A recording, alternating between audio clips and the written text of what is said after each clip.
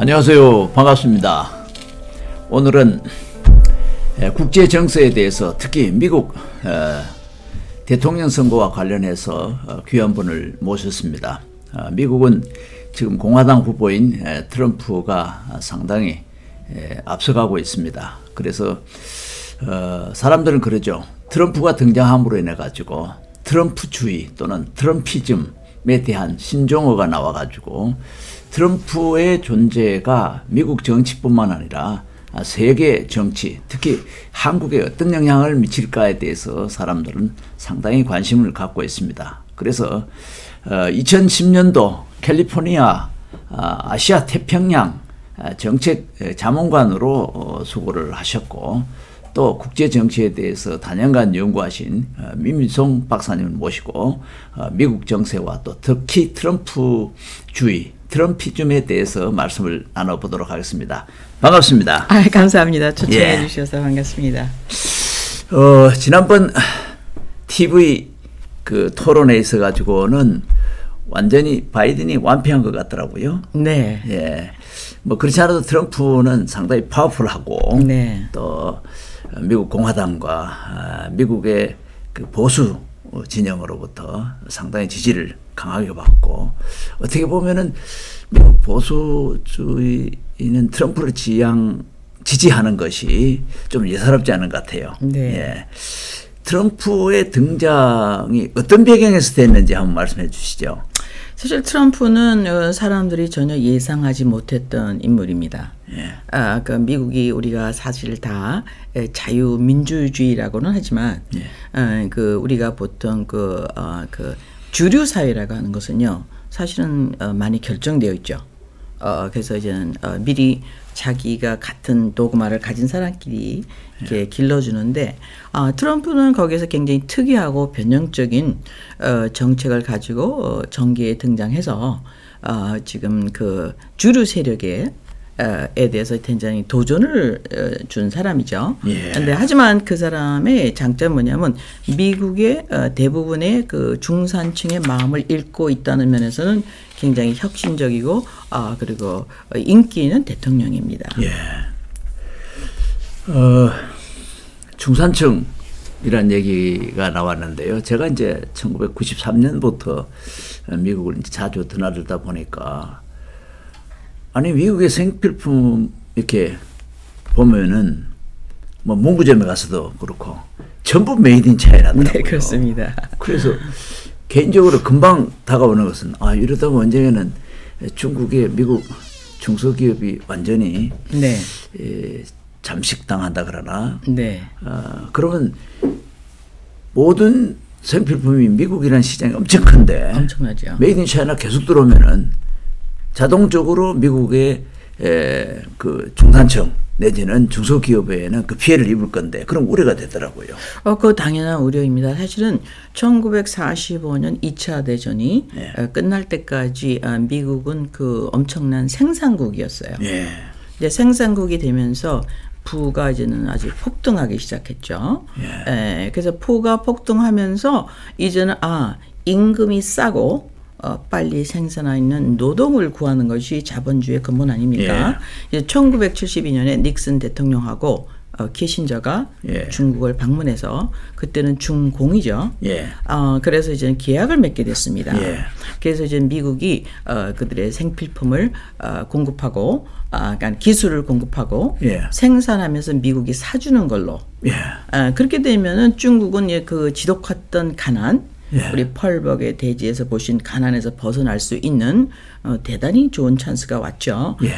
근데 거기서 이제 트레이드는 뭐냐면, 우리는 그 동양에서 생산된 아주 물건을 싸게, 예. 아주 인건비가 싸니까 들어오는 대신에 어떻게 그 중산층이 그 부가 이동했냐면, 중산층의 생산 인구가 소비 인구로 바뀌는, 예. 굉장한 그 패러다임 시프트가 일어났다고 볼 수 있겠습니다. 예. 그래서 이제 우리나라도 88 올림픽 지난 이후에 중국과 수교를 하고 전 세계적으로 이제 상임 이사국에 이제 과거에는 이제 대만이었잖아요. 중국이고 또 이제 중공이라 그래 가지고 중국 공산당, 네. 그래서 배제당했는데 드디어 이제 그런 과정을 통해 가지고 중국 공산당을 이름을 빼고 이제 바로 중국이라는 명칭을 쓰고 상임이사국에 등장을 하지 않았습니까? 네네. 그때부터 중국은 드디어 이제 자신들의 과거의 역사 대국으로서의 그 어떤 자존심을 이제 회복하기 위해 가지고 1999년에 미국을 향한 도전의 그 어떤 영국, 특히 이제 소위 말하는 과거는 아메리칸 드림인데 네네. 차이니스 드림이래 가지고 그 드림의 핵심이 우리도 중국이 미국을 이길 수 있다. 네.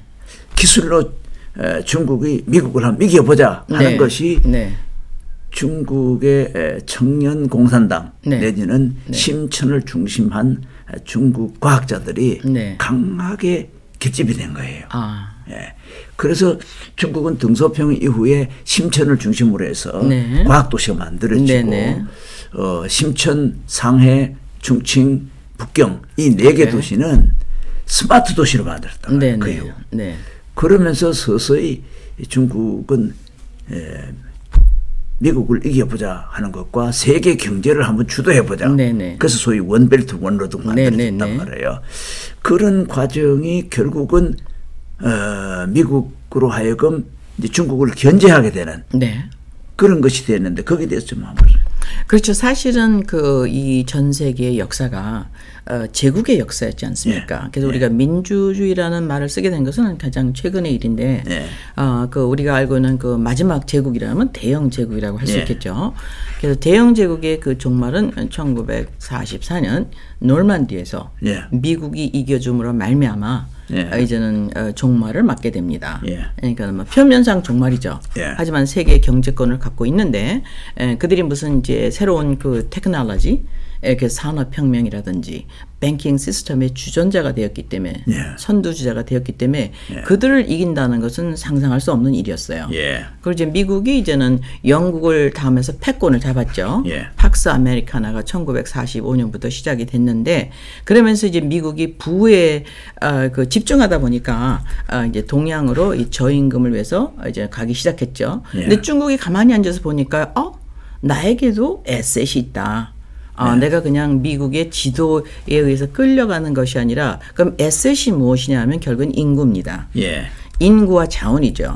그럼 인구는 무엇입니까? 생산. 그러니까 생산을 저임금으로 생산하되 두 번째는 뭡니까? 생산했으면 소비자가 있어야죠. 그렇죠. 근데 소비자가 제일 많은 곳이 어디죠? 미국이죠.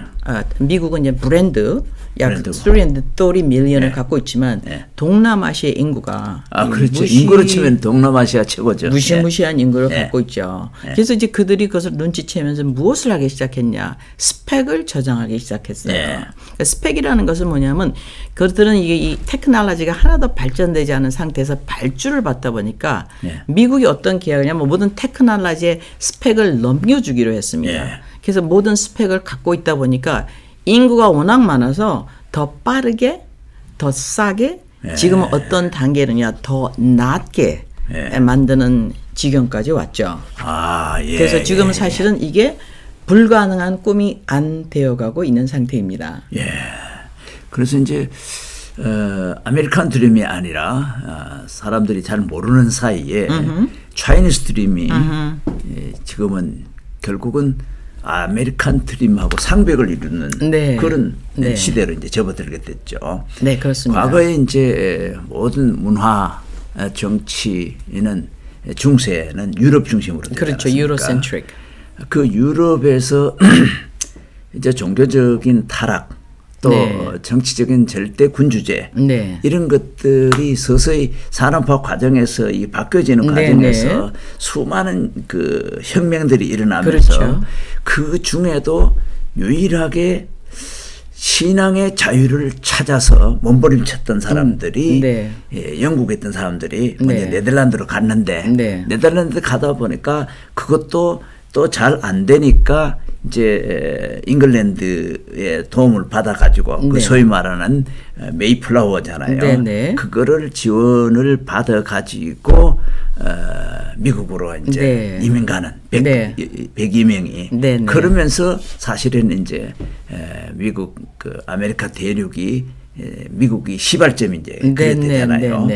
그런 배경에서 한 200~300명이 지나니까 그것이 이제 미국이라는 세계 최강대국으로 부상을 했단 말입니다. 그렇습니다. 근데 그 과정에서 보니까 유럽에서 종교적인 탄압과 핍박을 피해 가지고 가다 보니까 그 사람들 정신이 미국의 시발점이 됐단 말이에요. 그렇죠. 그러다 보니까 워싱턴 미국 초대 대통령은 철저하게 이제 유럽과는 관계를 단절하고 자기네들 중심으로 새로운 신대륙 새로운 이제 국가를 건설하는 목표였단 말이에요.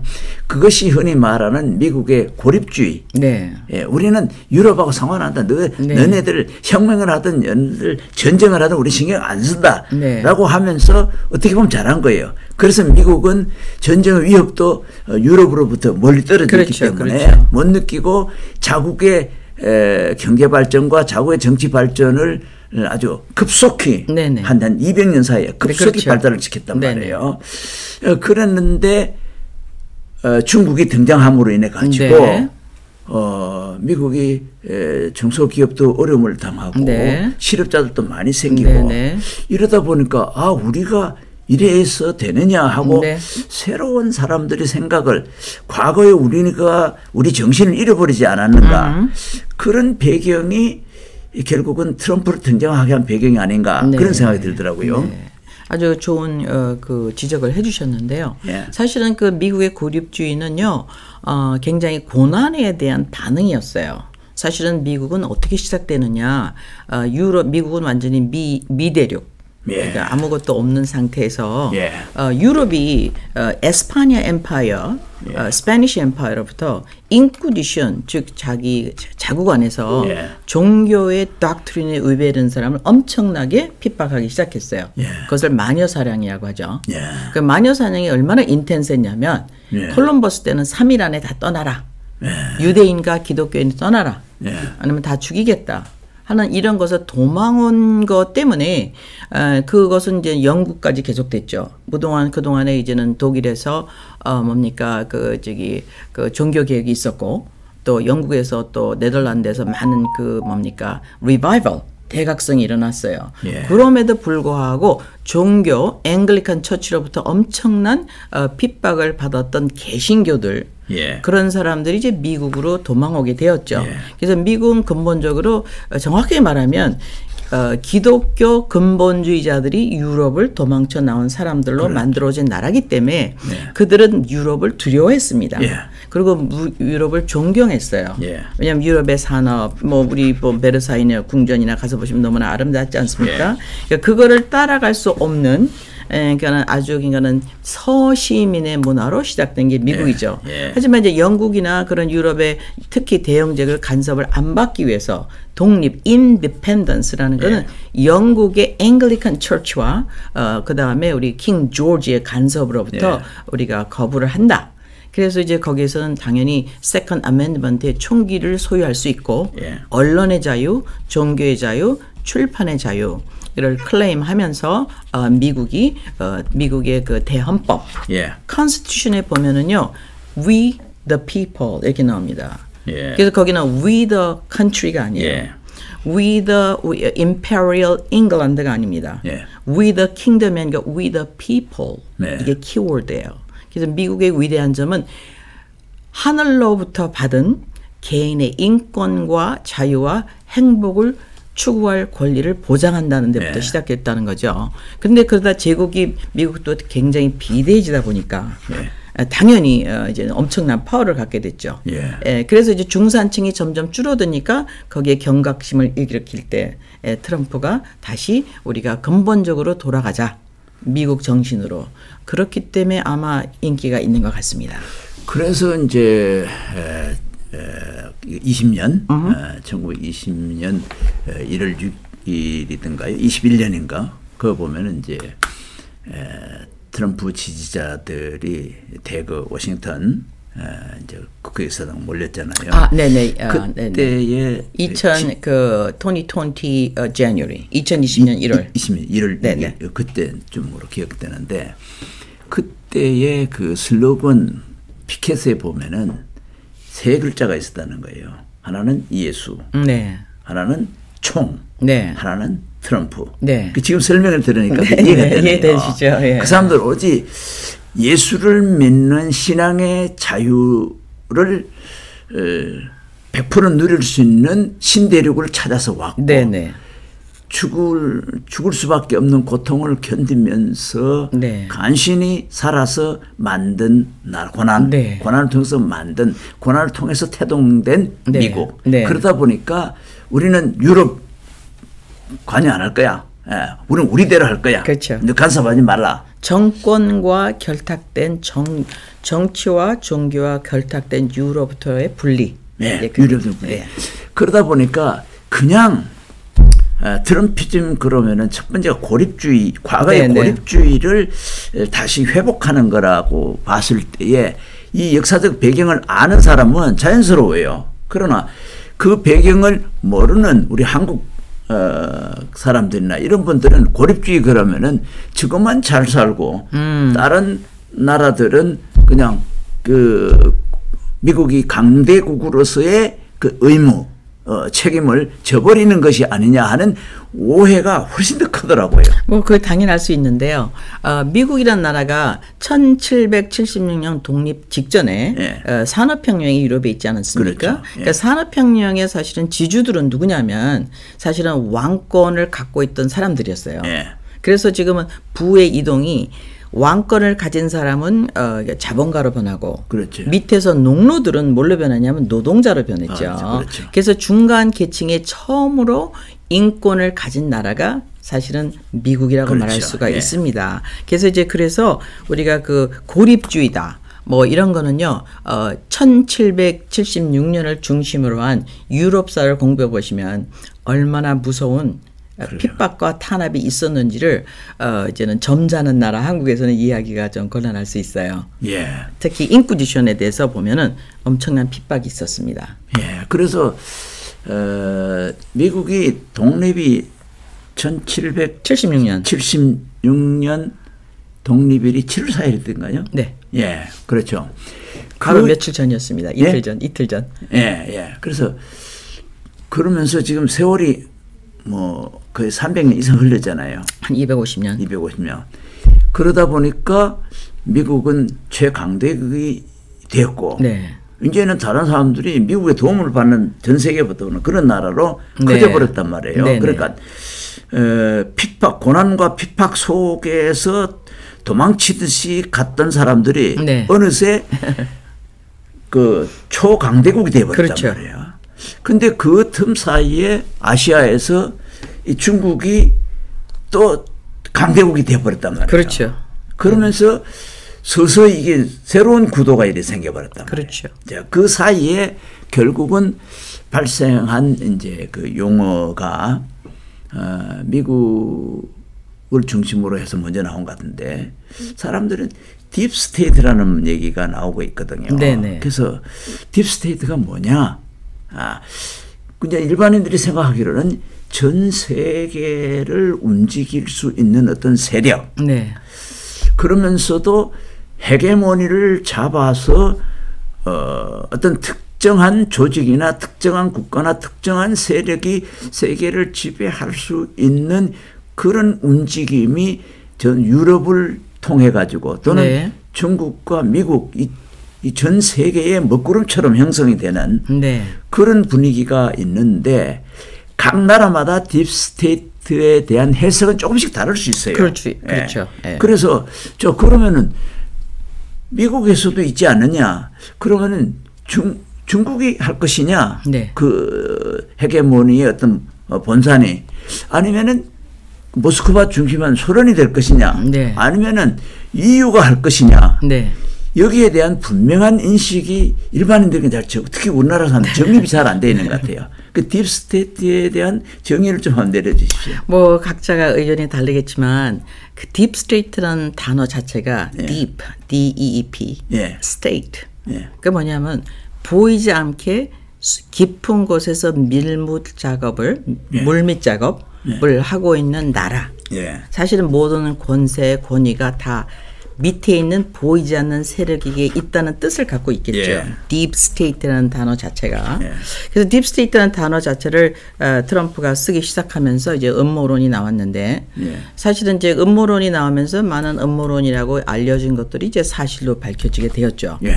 근데 딥 스테이트라는 말을 우리가 쓰기 전에 미국의 아까 건국 역사를 보면요. 세계의 제국은 예. 사실은 로마 제국이 476년에 서로마가 망했습니다. 예. 동로마는 1454년에 망했어요. 예. 그러고 나서 서로마 제국이 페이퍼시 예. 교황 제도를 중심으로 해서 정치와 종교가 합력이 되어서 예. 하나로 새로운 로마를 다시 일으키고자 하는 제국들의 전쟁이 있었습니다. 예. 예. 그러니까 우리나라를 말하면 춘추 전국 시대죠. 예. 그래서 에스파니아 제국, 포르투갈 제국, 예. 네덜란드 제국, 예. 그다음에 바이마르 제국, 예. 신성 로마 제국, 예. 그다음에 최근의 것은 대불란서 제국. 그렇죠. 프랑스 그래서 제국. 대불란서. 그래서 이제 우리가 지금 예를 들어서 무적 함대 그럼 뭐가 생각나세요? 스페인, 에스파니아가 생각나거든요. 그렇죠. 무적 함대였어요. 예. 그다음에 이제 최근에 그 제국은 뭡니까? 대영 제국이죠. 그렇죠. 대영. 그 대영 제국은 해가 지지 않는 나라라고 했죠. 대영 제국이 너무나 비대에 거치져서 예. 전 세계를 지배하다 보니까 예. 제일 지배하지 못한 동양을 지배하려고 시도하다 보니까 예. 너무 멀지요. 예. 그래서 이제 일본을 키워주게 되었습니다. 예. 일본. 예. 예, 그래서 이제 그게 그런 역사를 아시면서, 그러면서 이게 그 분들이 모든 그 산업혁명을 일으키면서 엄청난 부를 창조하자. 예. 서구 유럽이 갖고 있는 단점이 두 개가 있어요. 예. 그게 뭐냐면은 인구가 없습니다. 예. 그 다음에 두 번째는 자원이 없어요. 예.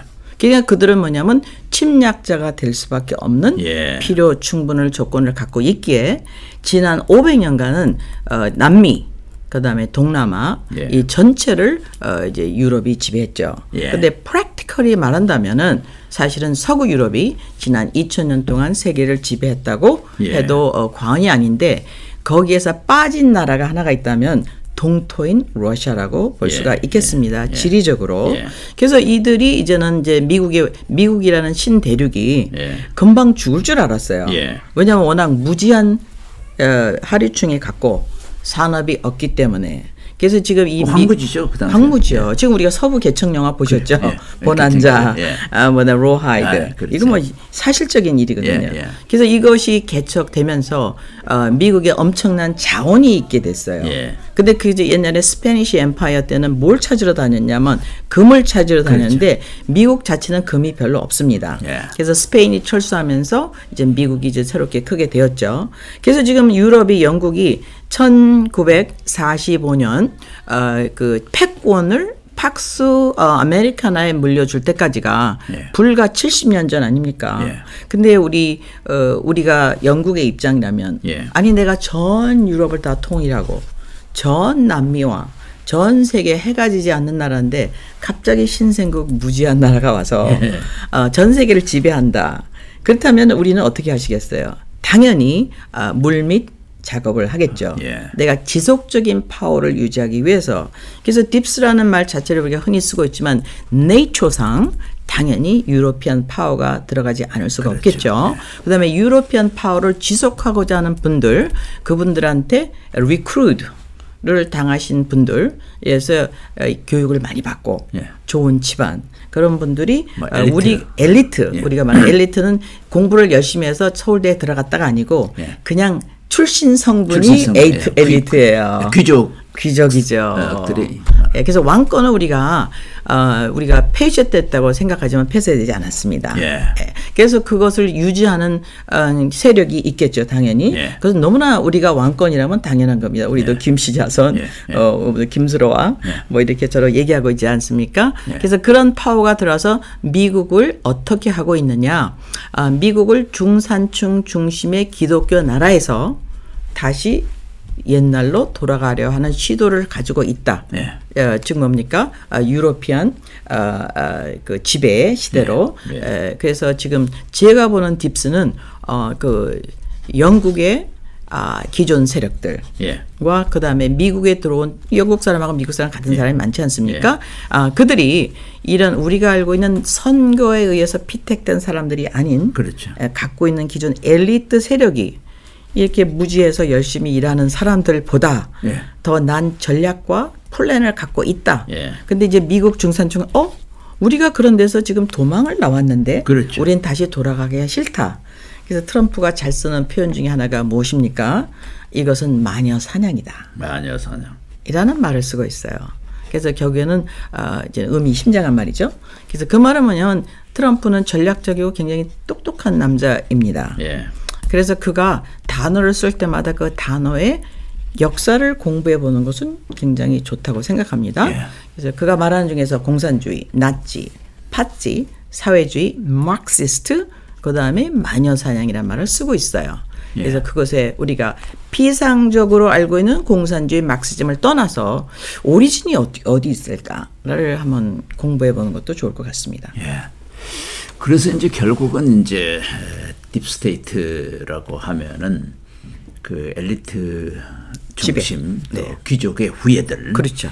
이런 사람들이 서서히 뭐 이제 EU라는 걸 만들어 가지고 과거에 그 유럽의 그 파워를 다시 결성해 가지고 신대륙인 미국을 견제할 수도 있고 또 다시 또 같은 맥락에서 미국의 어떤 패권을 이겨보겠다. 뭐 그런 의미에서 이제 EU가 등장을 했다라고 이제 볼 수가 있겠죠. 그것도 굉장히 좋은 추측이세요. 근데 그 사이에 이제 미국이 중국하고 이제 교류하면서 거대한 이제 경제력이 이제 새롭게 부상이 되다 보니까 과거에 중국은 아시아를 지배하지 않았습니까? 그런 대국의 기질이 있다 보니까 자기네들도 미국을 한번 이겨보자. 결국은 이제 그 우리가 순환 법칙에 보면은 첫 번째는 독립성이 있어요. 스스로 자율적으로 삶을 추구하는 것이 독립성이죠. 그러면은 이제 대륙적인 측면에서 보면은 유럽, 아시아, 아메리카 이 세 가지 대륙적. 아프리카는 아직 그런 게 없고 이 세 축에서 어떤 이제 독립적인 파워를 형성을 하다 보니까 결국은 이제 지금은 그런 혼란한 시기다. 지각이 변동하는 시기다. 지각 변동이 있죠. 그 사이에 이것을 움직이는 어둠의 세력을 딥스테이트다. 이제 그렇게 저는 이제 이해를 해봅니다. 맞습니까? 뭐 의견이 다 다르니까 다 옳을 수가 있겠죠. 중국은 사실은 1971년부터 그들이 갖고 있었던 그 엄청난 배고픔을 극복하기 시작했어요. 근데 중국이 사실 망한 때는 청나라가 망했지 않습니까? 1912년으로 알고 있어요. 누구에 의해서 망했냐면 일본에 의해서 망했죠. 맞습니다. 청일전쟁. 근데 일본에서 망해진 일본을 군국주의로 만들어준 나라가 영국이죠. 영국하고 더치가 일본을 이제는 일종의 뿌락지로 사용해서 동남아를 맡기게 되었습니다. 그러다 보니까 이제는 그 영국이 중국이란 광대한 그런 나라를 그 많은 사람을 관리가 불가능하기 때문에 아편 전쟁이라는 것을 일으켰죠. 1860년도에 아편 전쟁에서 북경까지 쳐들어왔어요. 불란서하고 그때 이때는 중국이 한국을 그때는 조선이죠. 조선을 관리 혹은 영향권에 있었기 때문에 조선에 있는 연해주를 러시아한테 넘기는 사건이 일어났어요. 그걸 갖다가 우리가 일명 베이징 협약이라고 하는데 이런 상황에서 중국이 뭐를 후회하고 있었냐면요. 중국은 명나라 때 정하라는 사람이 있었어요. 정하라는 사람이 1300년도에 함대를 만들었어요. 그래서 이제 아프리카까지 갔습니다. 그래서 엄청난 함대를 갖고 있었는데 갑자기 정하의 그 당시에 일대 해양 일대 일로의 계획이 그냥 한순간에 스탑시켰어요. 그래서 모든 플릿들을 다 태워버렸습니다. 그 당시에 범선의 유럽의 범선의 사이즈하고 정하의 범선의 사이즈는 거의 50배 이상의 차이가 납니다. 그러니까 엄청난 테크놀로지를 갖고 있었고 한국도 그 사이에 누가 있었죠? 우리가 일명 장영실이 있었어요. 그래서 장영실이 해시계, 물시계. 그래서 천문학적 기술에서 동양에 훨씬 앞서 있었던 시대가 있었습니다. 그러니까 당연히 그때를 그리워하겠죠. 그래서 이제는 우리가 흔히 말하는 중국의 1대1로는 그때 패배한 해양 1대1로의 정책을 다시 수립하자. 그렇죠. 또 하나는 이제 중국이 비대해지면서 가장 큰 게 무엇이냐 하면은 그 문제가 에너지 자원이에요.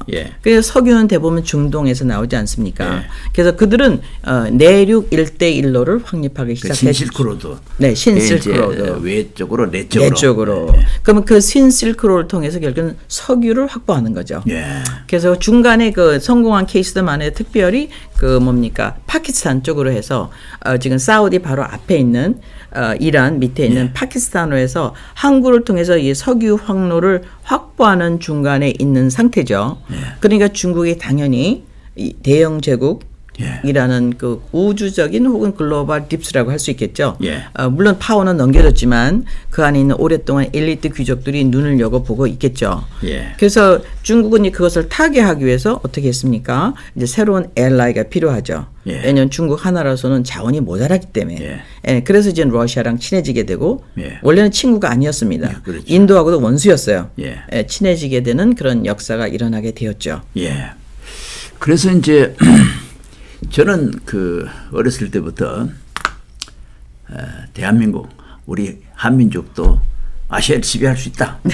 네, 그런 생각을 갖게 된 것은 다른 게 아니라 제가 교회를 다녔기 때문에 성경을 읽었단 말이에요. 성경 안에 보면 그게 다 있거든요.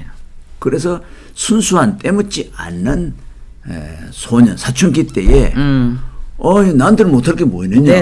우리 민족에도 못할 거 뭐 있느냐. 동시에 또 한 가지는 우리 민족은 900여의 외침을 당했기 때문에 이제 한번 해볼 수 있는 기회가 오지 않았겠느냐. 그런 생각을 쭉 하고 있었어요.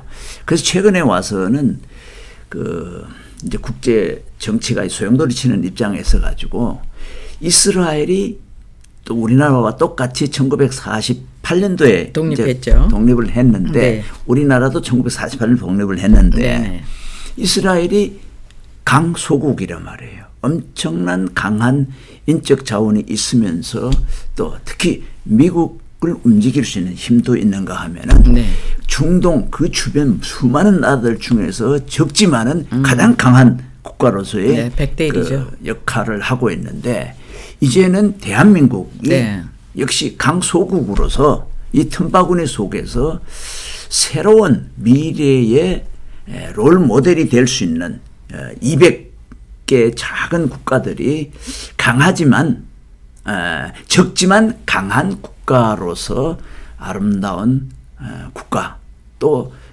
정말 행복한 나라를 만드는 롤 모델이 우리가 한국이 될 수 있지 않겠는가. 저는 그런 생각을 해보면서 제가 1989년도에 위대한 나라로 가는 길, 영어로는 The Way to the Great Korea. 그러니까 위대한 한국으로 가는 길에 우리는 적지만 우리와 같이 적은 나라들이 잘 사는 모범적 국가로서 그들과 함께 함으로써 이 지구촌에서 진정한 제3의 어떤 정치적인 이슈, 제3의 어떤 방향을 우리가 설정할 수 있다. 그 제가 그때 책을 썼어요. 책을 썼는데 지금 한 권도 없어져 버렸는데 그런 관점에서 지금 그 딥스테이트가 전 세계의 어떤 분위기를 이끌어가고 공산주의는 공산주의대로 딥스테이트적인 성격이 있죠. 왜냐하면 위성 국가들을 통해 전체주의를 만들어 보려고 하고 있고 유럽은 유럽대로 하고 있고 이미 2차 대전 이후에 초강대국으로 부상한 미국의 막강한 군사력, 막강한 무기, 막강한 경제력, 막강한 그 파워를 통해 가지고 경찰 국가로서 하고 있단 말이에요. 그런데 이 딥스테이트의 이 소용돌이 속에서 미국이 정체성을 잃어버렸잖아요. 그래서 이제 트럼피즘 중에 두 번째가 기독교 민족주의란 말이에요. 그 기독교 민족주의라는 거는 청교도 중심으로 자기네들은 유럽의 제국주의에서 또 뭐 절대 군주주의에서 벗어나서 정말 크든 적든 그 사람들 그때 큰 나라를 생각 안 했으니까 그렇죠. 오히려 적지만 네. 신앙의 자유 또 도덕성을 가지고 인간 본래의 본성을 잘 유지하는 이상 국가를 만들려고 했는데 그게 성공했는데 커져버리니까 그게 죽어가고 있다는 거죠. 그렇죠. 그런 관점에서 어쨌든 미국은 성경을 놓고 대통령이 그 서약을 하면서 성경에 근거한 나라를 다스리겠다라는 것은 기독교 핍박받는 사람들이 이룬 나라의 정통성을 유지하고 있단 말이에요. 그렇죠. 그런 관점에서 이러한 것은 단순한 미국 기독교인들만이 아니라 적은 나라의 모든 전 세계는 적은 나라들이 공통적인 요소가 거기 같이 포함되어 있다고 저는 보거든요. 그런 관점에서 트럼피즘의 두 번째는 기독교 민족주의라는 것은 미국의 정체성을 회복하는 것이다. 그런 관점에서 전 세계의 딥스들이 아닌 작은 나라들은 트럼프를 지지할 수밖에 없지 않느냐. 네, 그렇습니다. 그런 생각하는데 어떻게 생각하십니까? 아주 굉장히 잘 보통 분들이 안 보는 점을 잘 설명해 주셨는데 성서적으로 본다면 위대한 바빌론 엠파이어, 그다음에 시리안 엠파이어, 아시리안, 그다음에 이집션 엠파이어는 이길 수가 없었어요. 근데 그것을 이긴 민족이 있다면은 원래 아브라함은 시리아 사람입니다. 시리아 하란에서 나와서 그 민족을 이기고 정복자가 되었죠. 물론 이제는 하나님하고 도전해서 이제 디아스포라가 되었지만 그것을 통해서 우리 성서적인 그 독마는 뭐냐면 우리가 하나님이라는 창조자를 인정하고 그를 따라갈 때 누구든지 머리가 될 수 있다는 희망을 주는 거죠. 그 예가 이제 이스라엘, 또 그 예가 또 뭡니까 많은 유럽의 작은 나라들이 처음엔 좋은 뜻으로 시작을 잘 했죠. 그다음에 이제 13개의 칼라니 식민지를 갖고 시작한 미국이 이렇게 클 줄은 아무도 생각을 못했습니다. 그래서 이제 그걸 보면 대단한 그런 희망적인 메시지가 있기 때문에 실제로 이제 트럼프는 유럽에서 보수, 특별히 기독교 보수로 도자가고자 하는 것에 굉장히 인기가 많고 아프리카는 말할 것도 없습니다. 하다못해 남미까지 트럼프이즘은 굉장한 열풍을 받고 있는데 그것은 뭐냐면 우리가 엘리트로 태어났지 않다 할지라도 우리가 귀족 성분이 아니라 할지라도 신분이 우리에게 찬스가 있다. 우리가 하나님을 믿고 우리가 우리 최선을 다하고 사회의 정의를 실천할 적에 그래서 이제 아프리카의 많은 트럼프 지지국들 특히 이제 유럽에서는 최근에 빅터 오르반하고 체코슬로바키아 그다음에 오스트리아가 뭐를 했냐면요. 유로피안 프리덤 매니페스토라고 7월 1일 바로 며칠 전에 발표를 했습니다. 그래서 유럽을 새롭게 기독교화해서 우리가 전쟁을 없애고 함께 공존하자 하고 엘리트 EU에 도전장을 던졌습니다. 그리고 또한 아르헨티나 그다음에 그런 나라들에서 계속해서 트럼프를 지지하는 그런 운동이 일어나고 있는데 그건 트럼프 개인이라기보다는 트럼프가 우리한테 주는 아이디어가 뭐냐면 You can do it. 너도 성공할 수 있다. 그렇게 하기 위해서는요. 전체적인 글로벌리즘이 아닌 각자의 나라, 각자의 민족한테 하늘이 그들에게 주어진 독립성을 최대한 살려주겠다는 이 국가 우리는 일종의 내셔널리즘이 들어가 있어요. 그래서 그걸 인정해 주니까 너무 좋죠. 그래서 많은 인기가 있다고 보입니다. 상대적으로 이 딥스테이트의 문제점을 짚지 않을 수가 없는데 예를 들어서 이제 공산주의의 위성 국가를 확산시켜 나갔을 때에 결국은 전체주의로 가는 거란 말이에요. 내셔널리즘, 국가주의를 무시해버리고 국경을 무시하는 거죠. 두 번째로 사람의 개성이나 다양성을 완전히 배제해버렸단 말입니다. 자, 그런 관점에서 보면은 특정한 조직이나 특정한 세력이나 특정한 사람들이 이 전 세계를 디지털이든지 아니면 무엇이든지 이거 컨트롤한다고 봤을 때에 이 사람들의 보편적인 도덕성의 문제, 또 보편적인 인간성의 문제, 이게 하다 보니까 다스리려면은 기술 힘이 있어야 되잖아요. 그러면 기술 힘을 추구하다 보면은 힘 있는 사람, 그러니까 로봇 또 그 외에 다수를 다스리기 위해서 그 할 때에 그 사람들이 그걸로서 인간성이 만족이 되느냐 아니잖아요. 그렇죠. 그러면 인간의 감각, 감정, 행복론이 바꿔진단 말이에요. 네네. 아니면 대량 학살을 한다든지, 네. 아니면 또 쾌락을 위한 온갖 쉽게 말해서 기존 체계를 이탈한다고 봤을 때에 네네. 대표적으로 나타나는 것이 동성애라든지, 네. 그 다음에 인종을 엘리트 중심으로 어떤 생산을 한다든지 네네. 출산을 한다든지 하려면은 네. 유전자 변형이라든지 네네. 이런 것을 조금 더 확대되면은 엄청난 인류의 정신이 반한 네. 범죄, 네. 과학을 범죄에 이용한다든지 네네. 기술을 범죄에 이용하는데 이것이 바로 따라 붙는단 말이에요. 그렇죠. 사람들이 이걸 잘 이해를 못하는 것 같아요. 그래서 이제 우리 성경에도 이렇게 말하고 있어요. 마지막 시대에 누군가가 나타나서 법을 바꾼다. 네. 법이라는 게 뭐냐면요. 우리가 이제 높은 곳에서 점프하면 어떻게 되죠? 우리가 떨어져 죽게 돼 있어요. 그렇죠? 개구리처럼 죽는 거죠. 그렇죠. 그래서 이제 우리가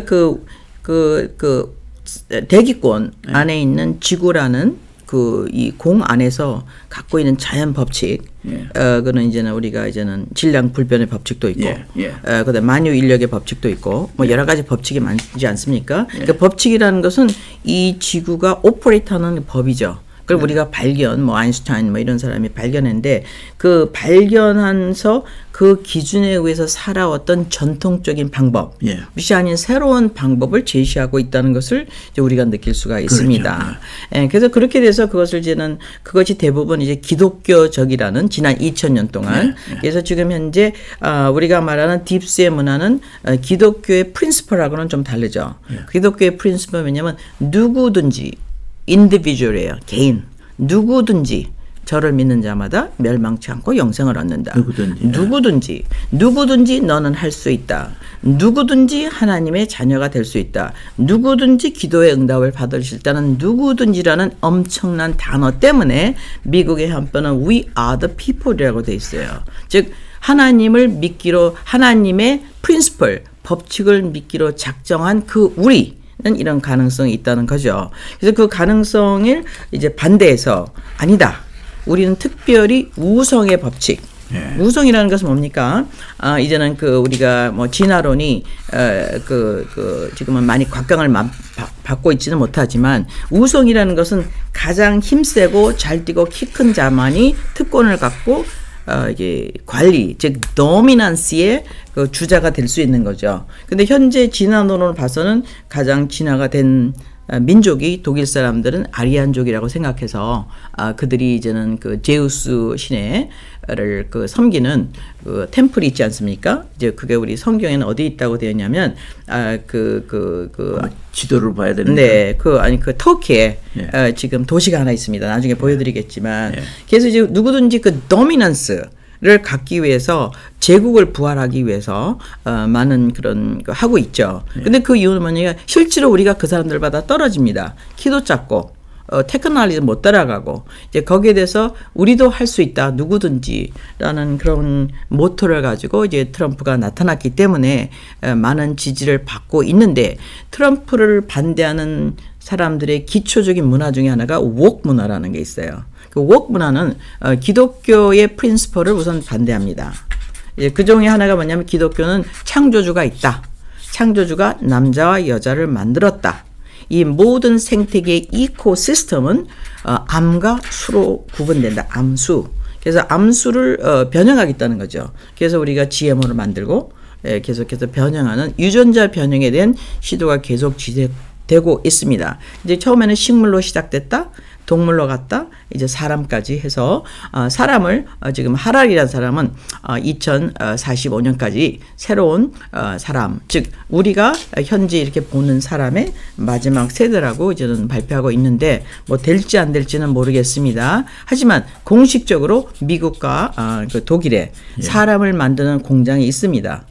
그래서 artificial womb, 이거는 인조 자궁이죠. 그래서 좋은 정자와 난자를 선별해서 키와 머리 색깔을 선택해서 그 아이를 완벽하게 건강한 아이로 만들어낼 수 있는 그런 거를 이미 독일과 미국의 레버토리가 있다고 제가 방송에서 보았습니다. 결국에 뭐냐면 창조자의 그 법칙은 수용하지 않겠다는 거죠. 그래서 창조자가 있는지 없는지는 각자가 지금 선택에 달려있죠. 믿음이라고 우리는 합니다. 특히 기독교의 믿음, 그런 그 역사의 도전이 있고, 그것에 도전하는 사람들 뭐냐면 xenophobic이라서 지금은 미국에서는 범죄에 해당됩니다. 그리고 이제 또 하나는 이제는 또 필요 없는 사람을 많이 없애기 위해서 이제는 그 원치 않는 아이를 낙태하는 거. 그래서 마가렛 생어라는 사람이 1960년대 법을 만들어내서 지금은 이제 미국에 낙태하는 기간이 전국에 굉장히 많습니다. 그래서 지금 이번에 그게 턴오버가 됐어요. 연방법에서 그 우리 그 주법으로 변경이 돼서 각 주마다 선택권이 있지만 약 6천만 명의 아이가 지금 현재 낙태가 된 걸로 알고 있습니다. 그래서 이것을 반대하는 것이 뭐죠? 지금 이제 트럼프이즘의 도그마의 일부분입니다. 예. 그래서 사람들이 이 딥스테이트의 실체와 문제점 이걸 알아야 되는데 저는 그 상담학 박사과정을 공부를 했습니다. 그걸 하면서 동성애자 또 그 우울증 이런 것을 이제 리포트를 쓰면서 많은 그 자료를 봤는데 제가 가장 충격적이었던 거는 성전환 수술을 막 한다는 거죠. 네, 그래서 남자가 여자가 되고 여자가 남자가 되고 그런가 하면은 남자 여자 양성을 다 가지는 성전환 수술. 우리 같은 경우는 성전환 수술은 뭐 이렇게 자르고 붙이고 하면 되게 고통스러울 텐데 마취를 잘하기 때문에 요즘은 그냥 기분 좋게 있다 보면 해결될 뿐이에요. 예.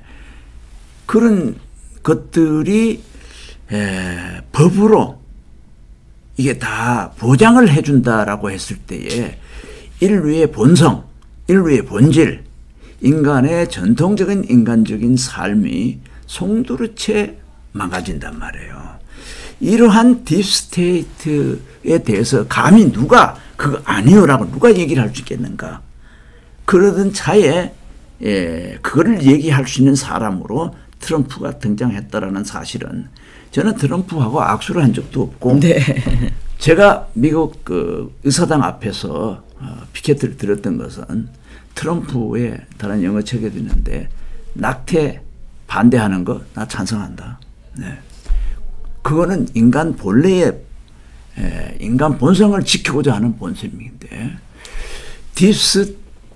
딥스테이트의 한 세력으로서 중국 공산당이 기본적인 법과 기본적인 질서, R&D 자금을 줘가지고 대학 지성인들을 왜곡시키고 역사를 왜곡시키고 미국을 혼란시키기 위해서 많은 그 불법적으로 미국에 이민을 가게 해가지고 혼란을 조장한다든지 각 나라에 들어가서 기본적인 국가의 체계에 혼란을 줘서 자기네들의 공산주의하는 위성국가가 되기 위해서 정치에 관여한다든지 또 그거 선거에 관여한다든지 경제에 관여한다든지 이런 것들이 한쪽 편의 딥스테이트들이 아주 공개적으로 하고 있단 말이에요. 그 첫 번째 피해, 첫 번째, 두 번째 피해가 아마 한국과 미국이라고 저는 그래 보고 있거든요. 현실적으로.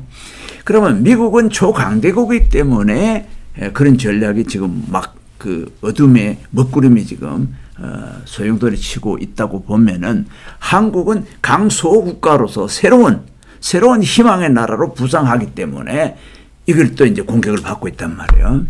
이런 관점에서 감히 제가 아무리 예쳐도 사람들이 관심이 없어요. 그러나 미국의 대통령 후보가 했기 때문에 그렇죠. 전 세계에 영향을 미치고 있고 있습니다. 그것이 1라운드는 이겼다가 2라운드는 또 졌어요. 네. 그러면 다시 3라운드에는 지금 이길 수 있는 확률을 갖고 있단 말이에요. 네. 그러면 강소국가로서 대한민국도 같이 나오면 같이 이길 수가 있다. 저는 이제 그렇게 해석도 해봅니다. 그런 관점에서 강소국가로서 이 딥스테이트의 세력의 대한민국의 앞으로의 미래는 어떨지 한번 말해 주세요. 굉장히 뭐 제가 지도자가 아니고 저는 그 성경 학도로서 제가 보는 관점은 이것은 우리의 선택이라고 생각합니다. 그래서 우리가 선택하는 것에 따라서 우리의 미래를 결정지을 수 있는데 한국이라는 나라는 아주 지역적으로 굉장히 재미있는 그 지역성을 갖고 있습니다. 물론 제가 이제 지도를 보고 설명을 해드리겠지만 유라시아라는 그 엄청난 파워의 끄트머리에 누가 있냐면 서쪽에는 유럽이 있어요. 불과 유럽은 우리가 G7이라고 해서 몇 나라가 되지 않습니다. 그중에서 영국이란 섬나라를 빼고 미국이란 섬나라를 빼면은 아주 굉장히 작은 주로 프랑스, 독일, 벨지움, 그다음에 이렇게 몇 나라가 이제 굉장한 파워를 가지고 유럽을 지배하고 리드하고 있습니다. 그래서 그 G10에 누가 들어가 있는지 보시면 대충 알 수가 있겠죠. 근데 한국은 어디에 있냐면 그 유라시아 대륙의 제일 동쪽 끝에 있습니다. 그래서 동쪽 끝에 있기 때문에 그 우리의 그 장점 뭐냐면 우리 바로 위에 러시아라는 사실은 우리가 러시아를 좀 무시하고 있지만 러시아는 이미 엄청난 대국으로 성장을 했죠. 그들의 그 개인 소득이 지금 15,000달러로 지금 발표됐어요. 바로 이틀 전에 IMF가 발표했습니다. 그럼 이렇게 성장하는 그 러시아. 근데 자원이 많죠. 그다음에 그 위에는 중국. 제2의 나라죠. 현재는 GDP를 봐서 제3의 나라는 누굽니까? 급속히 성장하고 있는 인도. 그 밑에 있는 뭐 인디아. 그다음에 우리 그 G7에 들어간 유일한 동양의 나라 일본. 그래서 우리는요. 어떤 면에서 그 미국, 일본, 중국, 러시아 나라는 5개의 강대국에 둘러싸여 있습니다. 그래서 그것은 뭐냐면 이게 인간의 제국이기 때문에 다 장점과 약점이 있겠죠. 그래서 제국들은 다 대충 200년에서 400년을 지나지 못하고 멸망했습니다. 로마 제국만 빼고요. 그것을 볼 적에 그러면 러시아의 단점은 무엇일까? 중국의 단점은 무엇일까? 약점은?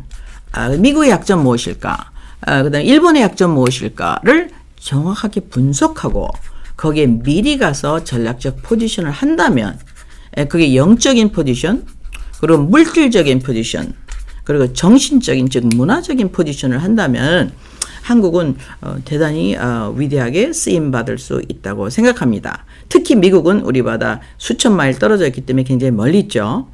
그리고 러시아, 중국 우리가 지도를 보시면서 이제 설명해드리겠지만 우리는 그런 우리가 갖고 있는 천혜의 지리적인 위치를 최대한 사용해야만 우리가 그 박사님이 말씀하시는 꿈을 이룰 수 있지 않을까 생각합니다. 그래서 유럽은 어떻게 했느냐. 사실 서구 유럽은요 자원이 없습니다. 사람이 없습니다. 그래서 그들은 무엇을 갖고 이겼어요? 테크놀로지를 갖고 이겼습니다. 그리고 리서치를 갖고 이겼어요. 이 나라에 가면은 해안선에 해가 몇 시에 뜨고 조수건만이 어떻게 되고 그 다음에 여기는 바위가 많고 바위가 적고 바다의 수심이 몇 미터가 돼서 배를 언제까지 정박할 수 있는 자연에 대한 리서치를 했어요. 그래서 로마가 전 세계를 정박하기 전에 그 나라에 가서 한 달을 미리 묵습니다. 그러면 군인들이 가서 이 나라의 조수간만 해가 지고 오는 거, 몬순, 우리가 말하는 장마철이죠. 이런 걸 다 조사를 한 다음에 전략적인 포지션을 가지고 공격을 해서 로마를 이길 나라가 없었습니다. 그럼 로마가 무엇입니까? 작은 빌리지예요. 시티예요. 그래서 우리도 굉장한 문화적인 그 역사, 그 브릴리언스를 갖고 있기 때문에 우리가 상대방의 약점이라고 할까요? 그것을 우리가 이해하는 순간 박사님의 말씀하시는 것을 이룰 수 있지 않을까 생각합니다. 예. 그래서 이제 그 트럼피즘 또는 트럼프주의가 세계적인 이슈가 될 수 있는 것은 한 개인의 주장이 아니고 인류 역사 전반에 걸쳐서 함축하고 있기 때문에 이것은 계속해서 그래서 우리나라에도 뭐 트럼피즘이 사라지겠는가 하는 그런 글이 있는데 그거는 트럼프를 왜곡하는 글로 도배가 돼 있어요. 네. 트럼피즘에 대한 본질적인 거는 한국에 제가 볼 때 거의 소개가 안 되고 있는 것 같아요. 네. 예, 그런 안타까움을 갖고 이제 제가 이렇게 방송을 하게 되는데 트럼피즘의 마지막은 복음주의입니다. 네. 예. 이제 복음주의라는 것은 뭐냐 청교도 정신일 뿐만 아니라 기독교 내에서도 과거에는 캐톨릭 그리고 종교개혁 이후에도 성공회라든가 네. 그다음에 감리교라든가 네. 장로교라든가 이런 것은 이 조직 구도가 이 계층이 있어요. 네. 네, 이게 있어가지고 그 자체에서도 자꾸 복음이 변질되고 변질된 요소가 있는데 미국의 교회가 계속 성장하는 것은 복음주의 교회. 네. 복음주의 그렇습니다. 교회라는 것은 성경을 받아들여서 성경에 근거해서 개인의 인권이 하나님과 관계에서 개인이 독립적으로 복된 자율적인 삶을 추구하고 성취해 나가는 그게 그렇죠. 복음주의란 말이에요. 그렇죠. 예. 예, 거기에서 어떤 제도나 어떤 것도 간섭을 받지 않는 그런 주의, 네. 그런 교회는 계속 부흥하고 있는 네, 거예요. 네, 네. 뭐 30%, 38%에 네, 네. 부흥하고 네. 있는데 이것은 어떻게 보면 인간 본래에 창조된 본성을 그 본성의 욕구를 가장 잘 표현하는 것인데 그래서 이제 저는 가끔 이제 순환의 법칙의 처음에는 이제 독립성이잖아요. 두 번째는 각자가 독립적인 요소가 있으면은 그거는 공존한단 말이에요. 네. 공존성. 그게 인류 사회의 순환의 법칙은 항상 그렇잖아요. 공존하는데 공존하는 체제가 서로 대립 관계에 있어 가지고 경쟁력이 생긴다 말이에요. 경쟁력. 예. 그랬을 때는 그 경쟁력의 균형이 맞아지면은 결국은 상생하는 그렇죠. 예. 예. 그런 것이 우리 인류가 살아오는 그 순환의 법칙의 하나의 그 원리인데 그런 관점에서 봤을 때에 경제가 너무 성장하고 정치적 규모가 너무 커지고 하니까 거기에는 힘의 힘이 직접적으로 넘어가면은 인간 본성이 한쪽에는 무지하게 상실되는 것.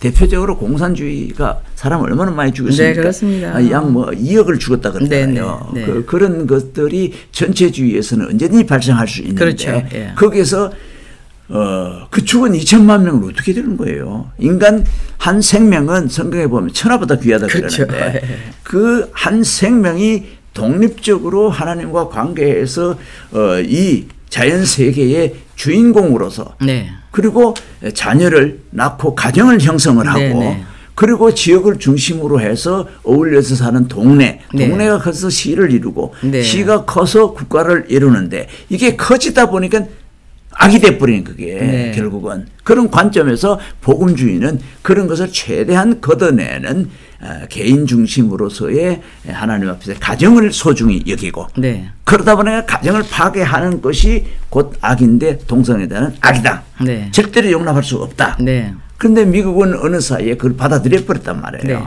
그래서 다시 인간 본성을 회복하자.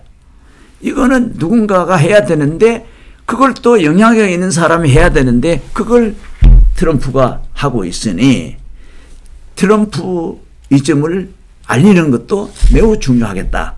그러니까 저는 트럼프이즘이 있는 거 잘 몰랐어요. 잘 몰랐는데 며칠 전에 황교안 전 총리가 전화가 왔어요. 네.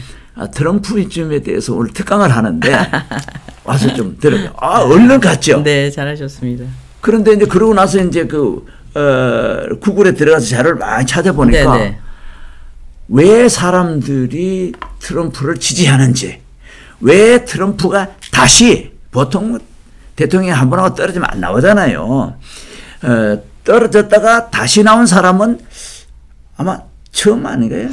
몇 번째 있는데요. 전에 이제 루즈벨트가 또 있고 한 몇 번째 되는 것 이런 같아요. 강력한 예. 대중의 그 지지를 받는 사람은 없습니다. 거의 이거는 뭐 우리가 말하는 유명한 배우 이상의 지지를 받고 있어요. 그래서 이거는 세계적인 이 흐름에 트럼프이즘은 이건 뭐 보통 중요한 것이 아니고 단순히 국수주의가 아니다. 네. 미국 국수주의가 아니고 트럼프이즘은 인간 본성을 또 인간들이 추구하는 모든 부족 민족과 국가가 네. 건전하게 행복을 추구할 수 있는 것을 보장하는 정신이 뭉쳐진 것이 트럼피즘이다. 저는 그래 결론을 내리고 국제적인 세계 지도를 보면서 또 마무리 설명을 좀 해주시면 좋겠습니다. 네, 감사합니다. 이렇게 또 기회를 주셔서 우리가 보통 그 역사를 볼 때 지금 뭐 수만 년 전이라고 생각하는데 written history를 볼 때는 사실 길진 않죠. 근데 이제는 특별히 지난 2000년 동안을 보면은 우리가 지도를 보시면서 이제 로마 제국 여기 있죠. 이렇게 다 합쳤습니다. 로마가 합치면서 이들은 이제 각축전을 벌이게 되었죠. 그래서 우리는 흔히 이것을 소로마라고 하는데 그 이유는 동로마 제국 콘스탄티노플 터키 쪽으로 옮겼을 적에 망했습니다. 여기가 그때는 여기 아프리카 그다음에 여기를 다 지배해서 많은 문화권에 들어가기 때문에 우리는 흔히 지난 2000년 동안의 문화를 그레코 로만 문화라고 얘기하는 것은 서로마 제국이 전 세계를 다 지배할 뿐만 아니라 특히 이들이 무엇을 갖고 있어요? 그리스 로마 문화를 합쳐서 우리에게 많이 주었습니다. 근데 거긴 너무나 훌륭한 것도 많죠. 그래서 서로마 제국에서 제외된 나라가 있어요. 그게 바로 우리가 말하는 러시아인 것입니다. 근데 러시아의 장점 뭐냐면 인구가 그러니까 장점은 자원이 많습니다. 우선은 나라가 춥기 때문에 공해, GMO가 들어가지 않은 막대한 수산자원. 근데 이들은 생선을 별로 먹지 않죠. 제가 가봤던 약 450종류의 수산자원이 있는데 그 사람들이 일상생활에서 쓰는 자원은 한 8개 정도밖에 안 됩니다. 먹는 생선이. 나머지는 그냥 물반, 생선반이라니 엄청난 자원이 있어요. 또 하나는 땅이 크기 때문에 얼마나 육축을 우리가 말하는 애니멀 핀이라고 하는데 우리에 기르지 않고 방목을 합니다. 그래서 세계에서 제일 맛있는 우유로 만든 초콜릿은 사실은 러시아산이에요. 그래서 러시아는 또 뭐가 있냐면 엄청난 몽골리아 북쪽에 이제는 그 농토가 있죠. 그 농토를 관리할 사람이 없어요. 그렇기 때문에 그 농토가 지금 최근에 중국하고 계약이 들어갔죠. 그래서 세계의 밀 생산 1번지가 사실은 미국하고 러시아라고 해도 과언은 아니죠. 물론 그 중에 하나는 우크라이나입니다. 그리고 이제 서구에서는 네덜란드가 농업국으로서 이제 많은 것을 생산하고 있습니다. 그리고 이제는 그 러시아의 그 단점은 뭐가 됐어요? 춥고 인구가 적다는 것이죠. 그래서 이제는 우리가 보통 러시아를 생각했을 때 이것은 유럽이 아니라고 생각을 할 수 있는데 사실은 서로마 제국에 476년 멸망하면서 동로마 제국은 1453년에 멸망했습니다. 근데 멸망 직전에 이미 이 모스크바 쪽은 이미 우리가 말하는 펀더멘탈 크리스티애니티 즉 오소닥스로 변형이 되어 있었어요. 그래서 서로마 제국이 망할 때 계속 각축전을 벌이면서 동로마가 지속될 동안 동로마가 망할 때는 이미 모스크바가 제3의 그 로마가 되어 있었습니다. 이건 대부분이 분이 모르고 계시기 때문에 우리가 흔히 성서적으로 말하는 로마 제국의 두 다리는 하나는 서로마 제국 즉 교황 제도를 중심으로 한 로마 또 하나는 뭡니까? 교황 제도가 아닌 그냥 평범한 그 비숍 우리가 말하는 목사님이죠. 를 중심으로 한 이 두 가지의 도그마를 가지고 움직였어요. 제국을 움직이려면 한간의 종교가 하나가 필요하지 않습니까? 특히 로마 제국은요. 여기서부터 시작이 장화로부터 시작해서 이걸 다 정복했기 때문에 이 많은 민족을 통일할 수 있는 방법은 없습니다. 그래서 그들이 313년에 기독교를 받아들여서 콘스탄틴이 그거를 국교화하면서 이제 국교가 전체 벗어났죠. 그러다 보니까 비대해지다 보니까 이제 변형이 있게 돼서 특히 476년에 서로마가 망하면서 동로마에서 뭐를 줬냐면 비숍이 황제가 되라. 그래서 결국에는 최고 높은 목사님, 사제가 황제가 되는 역사가 로마 제국의 페이퍼시 황제 제도의 시작인 것입니다. 그래서 이들은요 선택의 여지가 없이 이제 교황 제도를 갖고 움직이게 돼서 지금도 우리가 말하는 로만 캐톨릭 처치의 그 많은 변형과 또 비대해지다 보니까 잘못된 사람이니까 잘못된 것에 반항한 것이 무엇입니까? 바로 마르틴 루터의 독일에서 일어난 종교 개혁이죠. 그것을 통해서 그 전까지는 성경을 읽는 사람은 불태워 죽였습니다. 그래서 이제 성경이 이때 구텐베르크가 일어나면서 구텐베르크에서 인쇄가 돼서 전 세계에 퍼지면서 이제 부흥이라는 것이 일어나게 되었습니다. 그래서 이 로마 제국에서 가장 중요한 최근의 제국은 사실 미국이 아니라 영국이었죠.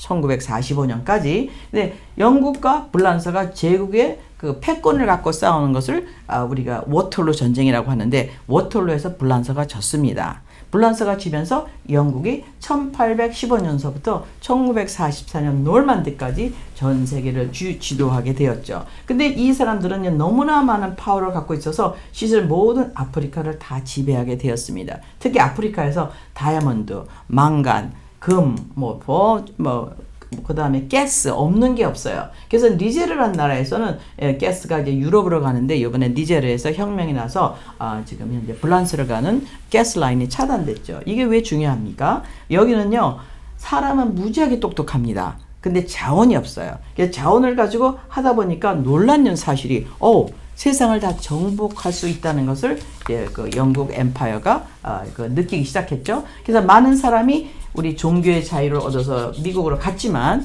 이제는 영국이 이제는 대부분의 것을 차지하게 되었어요. 그래서 동부는 가장 가까운 동부는 어떻게 됐습니까? 영국하고 가까운 이 동부, 우리 미국의 동부죠. 거기에 13 칼라니로 시작을 했지 않습니까? 13개의 식민지로. 그 식민지가 독립한 게 1776년이죠. 여기에 무서운 파워가 얼마나 셌냐면요. 그 미국의 내셔널 앤썸 국가를 한국말로 통역해서 읽어보시면 이때의 전쟁이 얼마나 치열했는지. 한국의 남북전쟁은 장난입니다. 엄청난 많은 사람이 죽이면서 즉 종교의 자유를 섭득했죠. 근데 영국은요, 전 세계를 지배해서 그들의 모든 자원을 갖고 있었죠. 한 예를 드린다면 지금 이제 불란서가 계속 하락하고 있는데 그 이름 뭡니까? 불란서의 모든 자원은 아프리카 여기서부터 오죠. 근데 전쟁이 나면서 우크라이나 때문에 생션을 걸어서 자원 차단.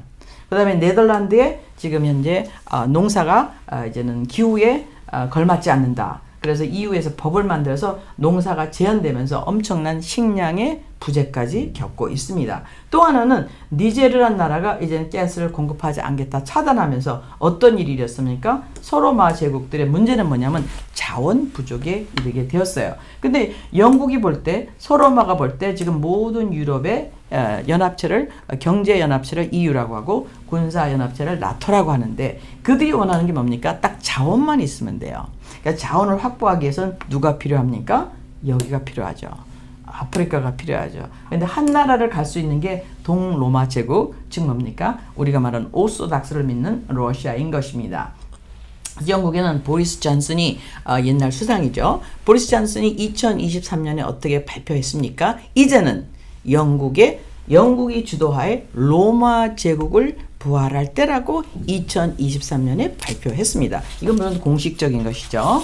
그래서 그들의 의도는 뭐냐면 우리가 가장 똑똑한 엘리트 민족으로서 전 세계를 지배하기 위해서는 이 나라가 흡수돼야 된다. 그래서 지금 우크라이나 전쟁 때도 사실은 피스 협정이 이스탄불에서 2022년 4월 달에 있었습니다. 그럼에도 그것을 누가 비토를 놨죠? 보리스 존슨이 피토를 놔서 결국에는 이들의 자원을 흡수하려는 시도가 계속 있는 것을 알 수 있습니다. 이것은 겨우 엠파이어가 우리가 지속하기 위해서는 당연히 당연한 거죠. 근데 그걸 보면서 우리는 무엇을 느낄 수가 있냐면 영국을 중심으로 한 제국적인 정신이 아직도 사라지지 않았다는 것을 우리가 느낄 수가 있습니다. 그래서 러시아를 보게 되면요, 이 나라를 갖다가 자기의 같은 로마 제국으로 서로마, 동로마, 아까 모스코가 아까 우리가 그 로마라고 말씀드렸지 않습니까? 1400년도서부터 자기의 모스코를 제3 로마로 불렀습니다. 그러면 이들이 지금 현재 합치기 위해서는 무엇이 필요하죠?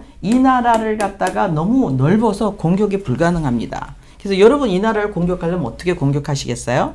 그래서 너무나 단순하죠. 사실은 이 러시아는요, 대부분 동토기 때문에 이 나라를 공략할 수 있는 방법은 해군을 가지고 들어가야 되죠.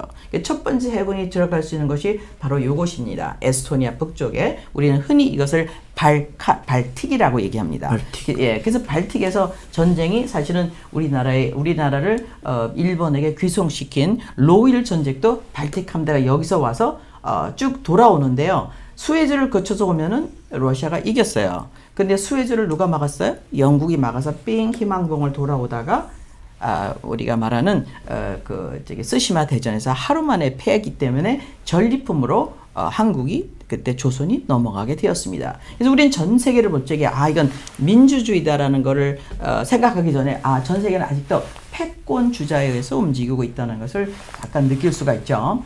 그래서 예를 들어서 니제르는 그 우라늄을 영국에다 팔 때 킬로당 2불에 팔았습니다. 근데 현재 시가가 얼마예요? 200불이에요. 100분의 1에 사갑니다.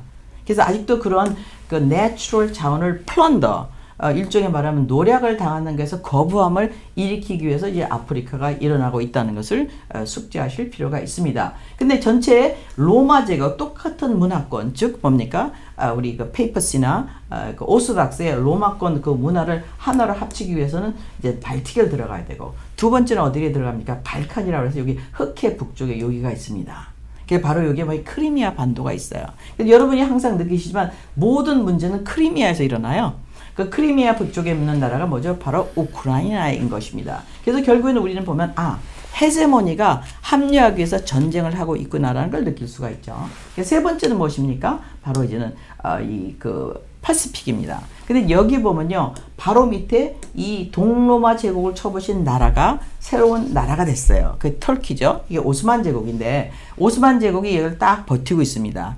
에르도안이라는 사람이 만만한 사람이 아니죠. 그래서 여기 국기를 보면요, 이 나라는 원래 앙숙이었어요. 왜? 망했으니까. 동로마 제국이, 여기는 너무나 오소닥시를 정의하는 나라고, 여기는 뭡니까? 이제는 이슬람의 나라죠. 그래서 원수지만 여기를 나가서 함대를 얻으면 또 엄청난 그 말마라 해협을 지나야 됩니다. 그리고 에게해를 지나서 굉장히 어려운 일을 겪어야 되죠. 근데 이 러시아라는 나라가 가장 해상으로 나가기 좋은 때가 어디죠? 바로 블라디보스톡입니다. 근데 블라디보스톡은요, 이제 얼어요.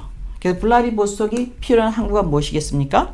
나진이죠. 바로 밑에. 그래서 지금 현재 동로마 제국의 첫 번째 발틱, 발칸, 그 다음에 태평양 출구를 하고 중심으로 전 세계에 헤제몬 전쟁 충돌이 일어나고 있다는 것을 아실 필요가 있습니다. 그럼 당연히 아까도 얘기했지만 대한민국이 여기 있기 때문에 대한민국은 차이나, 그 다음에 러시아, 그 다음에 이쪽에 있는 미국, 지도가 동그라니까, 그 다음에 이 안에 일본이 있지 않습니까? 그 중간에 쌓였다는 것을 우리가 알 수 있겠죠. 그래서 결국에는 이들이 확보하고자 하는 게 무엇입니까? 결국 낮은 선봉이라는 것을 여러분이 짐작하실 수가 있겠습니다. 낮은 선봉은 수심이 11m가 되어서 함대가 정착할 수 있을 뿐만 아니라, 아까 또 지도에 보시면 알려드릴 수 있겠지만, 여기는 지금 현재 세계는 컴퓨터화돼서 AI가 움직이는데 가장 많이 들어가는 게 노동비입니다. 가장 많이 들어가는 게 또 뭐예요? 원료비예요. 그 다음에 제일 많이 들어가는 게 운송비예요. 그래서 태평양에서 대서양까지 직행로가 있어요. 그게 무엇이냐? 바로 TSR, Trans-Siberia Rail입니다. 그것이 1916년에 러시아, 제정 러시아의 잘 니콜라이 2세가 완성을 시켰죠. 완성하자마자 누가 잡아먹었어요? 1917년 공산주의 혁명이 나서 몽땅 한꺼번에 잡아먹게 되었죠. 순식간에 공산주의로 다 넘어갔죠. 그 이유는 뭐냐면 이 철도가 있었기 때문에. 근데 지금은 자기 부상 열차라는 것이 생겨서, 만약에 블라디보스톡에서 여기까지 자기 부상 열차로 간다면 태평양에서 대서양까지의 트랜짓 타임이 어떻게 되냐면 17시간이 됩니다. 하루가 안 걸려요. 근데 블라디보스톡은 얼기 때문에 당연히 나진으로 와서 배를 정박해서 카고를 집어넣어서 만약에 간다면, 그 다음에 중간에 중국, 몽골리아에 있는 길이 굉장히 많습니다. 약 스테이션이 한 17개로 알고 있어요. 그래서 지금 현재 러시아의 장점 무엇입니까? 자원이 많다는 거. 그 다음에 두 번째는 무엇입니까? TSR이 있다는 거. TSR은 태평양과 대서양을 연결하는데, 여기는 유럽이 만만치 않은 파워가 있죠. 근데 여기서 무엇을 갖고 있는 자원과 생산을 할 수 있을 뿐만 아니라, 여기서 선적을 할 경우 17시간에 유럽까지 순식간에 갈 수 있다는. 그래서 우리가 누가 떴다 얘기하면 이 카고가 도착했어요. 그럼 카고가 무엇입니까? 사람도 있고 무기도 있고 생필품도 있을 수 있겠죠. 그래서 이 전략적인 전쟁이 현재 일어나고 있다는 것을 여러분이 느낄 수가 있겠어요. 근데 이 전체에서 지금 현재 미국이라는 나라가 지금 현재 영국의 제2 영국으로 우리가 이해하시면 됩니다. 그래서 1976년에 독립은 했지만 힘이 너무 없었어요. 그래서 그동안 보스턴 티 사건으로부터 해서 많은 전쟁이 있으면서 이들이 이제는 뭐냐, 기독교를 확장하기 위해서 서부로 가기 시작해서 서부까지 이제는 돼갖고 2차 전쟁에 우리 태평양 전쟁 때 미국이 와서 이제는 우리를 도와주는 전략지가 되었습니다. 이런 전략적인 입장에서 또 우리가 특이할 만한 사실은 무엇이냐면은 1948년에 한국과 미국, 그러니까 한국과 대한민국 또 북한이 따로 독립이 됐다는 거. 그래서 유엔에게 인정을 받았죠. 1967년에 6.1 전쟁으로 이 아까 말씀하신 이스라엘이 무엇을 차지했습니까? 예루살렘을 2500년 만에 다시 찾았어요. 또 1967년에 뭐를 찾았습니까?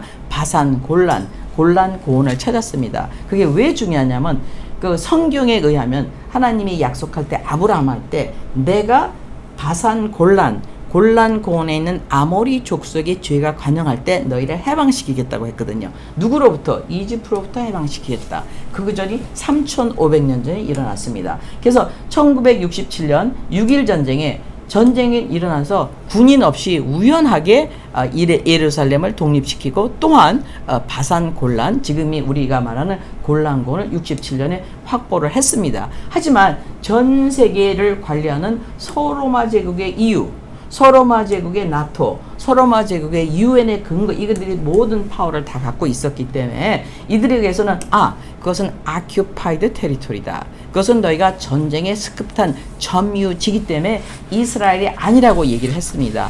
그럼에도 불구하고 또 트럼프라는 아까 말씀하신 대통령이 나타나서 2018년에 어떻게 했죠? 2016년에 당선돼서 2017년에 발표를 했어요. 내가 예루살렘으로 텔아비브에서 수도를 옮기겠다. 거기 우리 대사관을 열겠다라고 2017년 11월 달에 약속하고 그게 3년이 걸려요. 미니멈. 근데 어떻게 2018년에 급습을 했어요. 갑자기 예루살렘에 대사관을 세워서 하는 역사가 1948년 독립 후 70년 만에 1918년 5월 14일에 예루살렘의 미 대사관이 쓰는 엄청난 역사가 일어났습니다. 이건 성서적으로 왜 중요하냐면 예루살렘으로 이 인간으로 오신 하나님이 입성하겠다고 하셨거든요. 동문으로 입성하셔야 된다고 합니다. 그러기 위해서는 예루살렘이라는 시가 필요해요. 그 예루살렘 시가 이스라엘의 도시가 되어야 됩니다. 그 1976년에 67년에 확보를 했지만 2018년에 공식적으로 됐죠. 그럼 2018년에 또 어떤 일이 났습니까? 김정은과 트럼프가 만나는 싱가포르 회담이 생겼죠. 물론 핵 문제로 됐지만 그 핵 문제에서 너무나 놀라운 일은 뭐냐면 이제는 미군이 들어가서 우리 그 미군들의 유골을 끝까지 다 회수할 때까지는 미군이 개입하겠다는 어떤 계약이 있었습니다. 끝까지 가지는 못했지만 또 2019년에 어떤 일이 일어났습니까? Occupied Territory 곤란 하이시 트럼프가 또 한 번 또 엄청난 일을 했어요. 이 땅이 영원하게 이스라엘 땅이다. 당연히 2023년엔 유엔이 그것을 수용할 수 없다고 EU가 발표했어요. EU는 아니다. 다시 occupied territory로 돌아가야 된다는 이런 전쟁이 현재 있습니다. 이런 아규먼트가 있다는 것이죠. 골란 고원이 2019년에 화복했다는 것은 너무나 무서운 일이에요. 그것은 성서가 정확하다는 얘기가 되거든요. 박사님. 왜?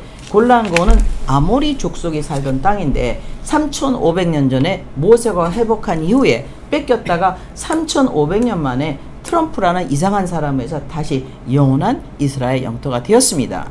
이것이 지금 현재 2019년 초에 일어나면서 2019년에 하노이에서 회담이 열리고 2019년에 누가 들어왔어요? G20 회담에 동경을 왔던 트럼프가 여기를 넘어가는 역사가 일어났습니다. 이것은 굉장히 중요한 것은 특히 우리 성서 학도로서는 이스라엘이 하나님의 시간표에 의해서 움직이는 나라인데 같은 일이 한반도에서 일어나고 있다는 것은 너무나 특이한 일이죠. 또한 그 전에 어떤 일이 일어나냐. 2018년 지금 트럼프하고 김정은하고 2024년 6월 19일 날 만났는데 2018년 싱가포르 회담이 있기 바로 직전에 그 북한에 있는 두만강 하류와 러시아 거기에는 핫산다리라고 있습니다. 핫산다리를 재개발하겠다고 이제 2018년에 푸틴이 갑자기 그 약속을 맺고 사인을 했습니다. 그러자마자 김정은은 2012년서부터 중국하고 사이가 굉장히 나빠져서 교류가 없었는데 그 다음 날로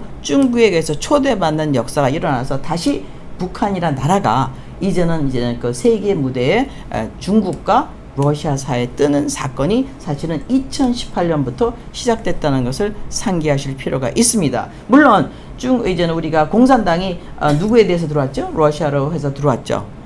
그러고 나서 러시아가 힘이 약해져서 망했지 않습니까? 1991년에. 그러면서 차이나가 굉장히 71년서부터 강해졌지 않습니까? 그래서 주눅 들어있어요, 러시아가. 근데 러시아가 북한을 이제는 2019년에 2018년에 계약을 맺을 뿐만 아니라 2024년에 넘어감으로 말미암아 패러다임의 변형이 생겼다는 것을 우리가 알 수가 있습니다. 이것은 언제부터 시작되느냐? 2018년 핫산다리 개발 계획부터 시작되는 것을 여러분에게 알려드립니다. 이것은 약 3월 초에 일어났는데, 그러면 어떻게 됩니까?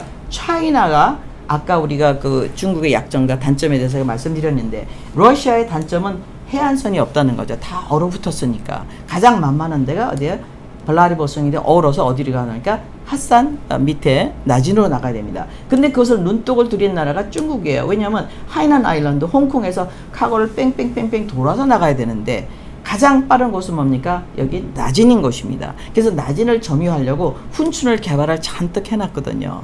근데 이제는 눌렀습니다. 근데 누를 사이에 어떻게? 러시아가 들어왔어요. 할 수 없이 이제는 러시아, 차이나가 합력해서 해안선을 관리할 수밖에 없는 시대가 2024년 6월 19일로부터 도래했다는 것을 알 수가 있습니다. 또 하나는 이 러시아가 이제는 무엇을 하고 있느냐? 자기는 유로피안 헤제모니, 즉 딥스테이트에 대항하겠다는 것이 이제는 아이러닉하게 러시아의 이제는 전략인 것입니다. 그래서 러시아가 이번에 북한을 방문하면서 이제 북한하고 그러니까 러시아하고 중국이 한편이 되었죠. 이제는 원래는 한편이 절대 될 수가 없지만 전략상 석유가 필요해서 한편이 되었습니다. 그러면서 어떻게 됐습니까? 북한을 방문하고 차이나가 한편이 돼서 브릭스가 되면서 어디를 갔어요? 베트남을 갔습니다. 그래서 베트남은요, 어떻게 남진하의 모든 해안선을 다 차고 위치하고 있다는 것을 우리가 알 수 있죠. 그러자마자 즉각적으로 이제 쿠알라룸푸르, 여기 말레이시아에서 물론 발표가 났죠. 우리는 브릭스, 즉 브라질, 러시아, 사우스 아메리카, 차이나에 동의하겠다 하고 발표를 해서 같은 날 발표했습니다. 그 말은 무엇입니까? 그러자마자 인도네시아가 그럼 나도 하겠어. 결국에는 차이나는 여기는 이슬람권을 중심이라는 것을 확보한 것을 푸틴이 가서 확인함으로 말미암아 이 전 세계를 지배하던 영국을 중심으로 한 유로피안 헤제머니에 이제 잭이 걸렸다는 얘기죠. 그래서 어떻게 잭이 걸렸느냐? 이제 뭐 홍콩에 넘어간 지가 지금 한 40년 됐는데 이거 전체는 다 영국 주도였죠. 근데 일본으로 넘어가지 않습니까? 1945년 이후에는 당연히 미국으로 넘어갔죠. 이제는 다시 여기에 밸런스를 맞추고자 하는 브릭스로 이제 전체 파워가 넘어갔어요. 이게 왜 중요합니까? 이제 여기서 석유가 오기 위해서는 파키스탄에 항구에서 내륙으로 석유를 운반하면서 또 해안선을 만들었는데 차이나하고 인도하고는 원래 원수였다가 브릭스로 인해서 이제는 강제로 가까워지게 됐죠. 러시아, 차이나도 강제로 가까워졌어요. 석유 때문에. 인도하고 차이나도 강제로 석유 때문에 가까워지면서 석유 유통난이 어딥니까? 유통로가 바로 말레이시아하고 인도네시아, 차이나, 싱가포르 앞바다인 것입니다. 싱가포르 앞바다에 전 세계 석유의 40%가 움직이고 있어요. 전 세계 물동량의 40%가 여기를 지나가게 됩니다. 이것을 누가 차지했어요? 말레이시아, 인도네시아가 둘 다 차이나, 러시아, 브릭스에 조인한 것이 2024년 6월 달에 일어났다는 것을 알려드립니다. 결국은 헤제모니 충돌이 있었기 때문에 이것은 어떻게 일어났죠? 이 러시아를 차지하고자 하는 우크라이나 전쟁에서 일어났습니다. 그래서 우크라이나 전쟁을 지도하던 나토가 와서 오늘 아침에 발표한 게 있어요, 박사님. 우크라이나 너무 부패가 심하다. 라는 발표를 이제 나토가 오늘 했습니다. 그 말은 이제는 전쟁의 종결이 가겠다는 얘기죠. 그래서 전 세계 지도를 보여드리면서 세계의 로마의 문화권의 충돌과 미국과의 관계 그리고 대한민국의 입지 조건에 대해서 잠깐 설명드렸습니다. 예. 요거는 뭐죠? 이거는 지금 성서적인 역사인데요.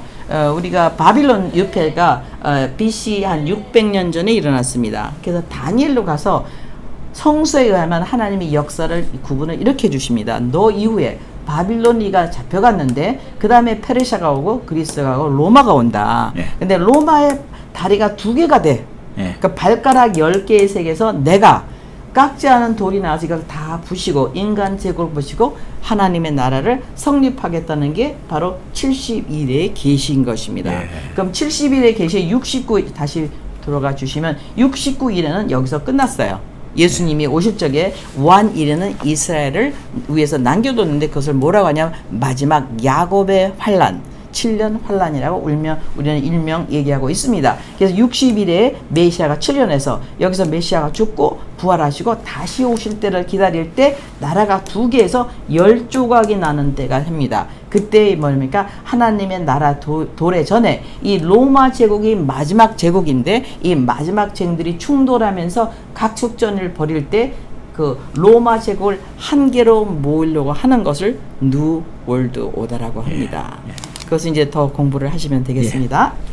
요거는 지금은 우리 신전은 를 보여드렸는데 로마 문화가 얼마나 위대했었냐면 그리스 로마 문화가 여기 가면 이음새가 없지 않습니까? 근데 여기가 다 하나 잘라진 돌이에요. 잘라 돌을 깎아서 이렇게 엄청난 신전을 만들어서 그들의 신은 뭡니까? 그리스의 신은 우리가 말하는 12신이 있어요. 그래서 12신들을 보시면서 그 중에서 최고 높은 신 제우스라고 하죠. 그 제우스를 만드는 신전이 어디에 버가모에 있었습니다. 그래서 버가모에서 조그만 거 또 옮겨주시면 버가모의 신전을 본따서 그 히틀러가 우리의 신은 제우스다. 그래서 제우스에게 제물을 바치기 위해서 희생한 사람들이 바로 누굽니까? 유대인 학살이었습니다. 그래서 참고로 알려드리고 그 신전. 그럼 요즘은 또 어떤 이제 이건 아까 우리가 GMO 얘기하셨죠? 이제는 식물 GMO. 그 다음에 다음 GMO는 뭡니까? 동물 GMO를 떠나서 이제 인간 GMO까지 만드는 역사가 일어났고, 이것은 이제 우리나라의 전략적인 위치를 알려드리기 위해서 제가 만든 맵인데, 여기 몽골리아가 있지 않습니까? 여기 차이나가 있어요. 그 바로 뒤에 이제 우리 우리 핫산 다리가 있는 그 러시아 북쪽이 있고, TSR이 어디까지 갑니까? 유럽 전체까지 간다는 것을 알려드리기 위해서. 이것이 얼마나 중요한 로지스틱이냐면 전 유럽 동남아를 도는데, 아프리카를 도는데 보통 지금은 45일을 겁니다. 그렇죠. 근데 45일이 아니라 17시간에 갈 수 있는 트랜스포테이션을 누가 갖고 있냐? 러시아를 갖고 있다. 그래서 유럽이 이기기 위해서는 러시아의 TSR을 분명히 차지해야 된다. 그래서 우크라이나 전쟁은 불가피한 전쟁이었다는 것을 알려드리게 되었습니다. 이것은 이제는 그 히틀러가 버가모그에 있는 그 신전입니다. 이건 뭐냐면 제우스한테 제물, 인간을 바치는 신전이에요. 이것을 그대로 레플리카를 만들어서 뮤지엄, 베를린 뮤지엄에 지금까지 있습니다. 그게 1933년의 일입니다. 이것도 공부를 해보시면 다 이제 역사적 기록이니까 찾으실 수가 있겠습니다. 감사합니다. 우리가 대학이 발전하고 또 인쇄술이 발달해가지고 전 세계적인 자료를 도서관에 전시했는데, 지금 디지털 시대가 되어서 모든 것을 전산화해가지고 우리가 핸드폰을 치면은 모든 정보를 과거, 현재, 미래 예상치까지도 우리가 접촉할 수 있는 그런 첨단 과학 기술 환경 속에서 우리가 살고 있기 때문에 이런 것도 간단하게 단시간 안에 또 이게 확인이 하실 수 있으면 다 확인이 됩니다. 그래서 저로서는 지구의 생성에서부터 또 미래까지, 또 유럽에서 또 아메리카, 또 이 아시아까지 전체를 이렇게 1시간 내에 쭉 이렇게 꿰뚫어 볼 수 있는 그런 시간 참 유익한 것 같습니다. 그래서 그 핵심 속에 트럼피즘의 맨 마지막이 이제 복음주의죠. 그렇죠. 그래서 복음주의라는 것은 개인이 가정을 형성을 하고 그리고 행복을 추구하는 것이 보장되는 국가. We the people.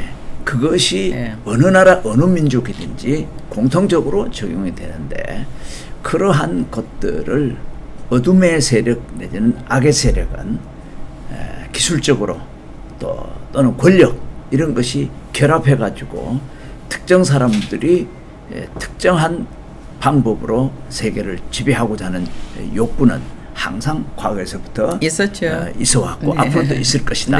그러면 그것과 우리가 대립해서 싸워야 되는 사람이 나와야 되는데, 그 중에 현재로서는 대표적인 것이 트럼프이고, 또 그 중에 한 사람, 저도 한 사람입니다. 그리고 또 같은 그러고 그리고 우리 한국에도 여기에 이제 가담하고 있는 사람이, 일단은 그 구글 자료에는 윤석열도 편에 섰다라고 하는 윤석열 이름도 나옵니다. 기왕이면 이름 넣으면 제가 봤을 때는 우리 황교안 대표도 여기에 소속된 사람이 그래서 저는 그렇게 봅니다. 저는 그렇게 봐서 복음주의에 근거를 해서 모든 개인이 또 개인의 국가가 개성을 가지고 또 개성에 있는 문화를 서로 존중하면서 상생하는 대립하지만은 상생할 수 있는 그런 지구촌을 만들어 나가는 데 있어서 현실적으로는 트럼피즘이 가장 강력한 하나의 그 이슈 내지는 하나의 그 사상이 아닌가. 사상까지 아주 정확히 말씀하셨어요. 왜냐하면 자국의 개인의 인격과 사번티, 그 나라의 인격을 존중해주고 그리고 함께 상생하자는 것이기 때문에 지금 아프리카뿐만 아니라 또 남미 그리고 유럽에서도 굉장한 호응을 얻어서 오르반이 그 유로피안 프리덤 매니페스토를 발표하게 되었습니다. 감사합니다. 감사합니다. 오늘 장황한 얘기를 또 이렇게 지루하지 않게 또 지도를 보면서 세계사를 한눈에 볼 수 있도록 설명을 또 아주 명확하게 명쾌하게 해주셔서 너무 감사합니다. 감사합니다. 감사합니다.